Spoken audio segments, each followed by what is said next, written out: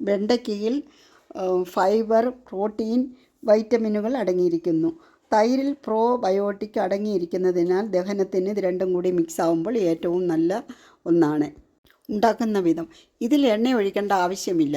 വെള്ളത്തിൻ്റെ അംശവും കൊഴുപ്പും ഉള്ളതിനാൽ ഇത് ചെറിയ ചൂടിൽ ചൂടാക്കിയാൽ മതിയാവും. ആരോഗ്യവും ഗുണകരമായ ഒന്നാണ്. പക്ഷേ എല്ലാ ആൾക്കാർക്കും എപ്പോഴും കഴിക്കാൻ പറ്റുന്ന ഒന്നല്ല. 1-2 ദിവസം വെണ്ടയ്ക്കയും തൈരും ചേർത്ത് കഴിക്കാം.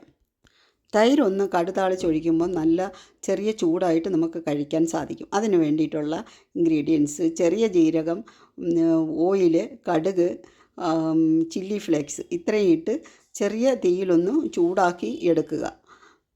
തൈർ തണുപ്പല്ലേ, കൂടുതൽ കഴിക്കുമ്പോൾ നമുക്ക് കഫം കിട്ടുകയും അതിൽ കൂടുതൽ കഴിക്കുമ്പോൾ നമുക്ക് മറ്റുള്ള അസ്വസ്ഥതകൾ തൈരിൽ നിന്നും ഉണ്ടാകുകയും ചെയ്യും. അതുകൊണ്ട് നമ്മൾ ഈ തൈരിൽ ചെറിയ ചൂടായിട്ട് ഇങ്ങനെ കടുതാളിച്ച് ഒഴിച്ച് നമ്മൾ കഴിക്കുമ്പോൾ ഒരു നല്ലൊരു ടേസ്റ്റും നമുക്ക് അധികം കഫം കെട്ടുകയും ഇല്ല. ആവശ്യത്തിന് കഴിക്കാം. ഇത് കഴിക്കുന്ന സമയം 10 മണി തൊട്ട് 11 മണി വരെയാണ്.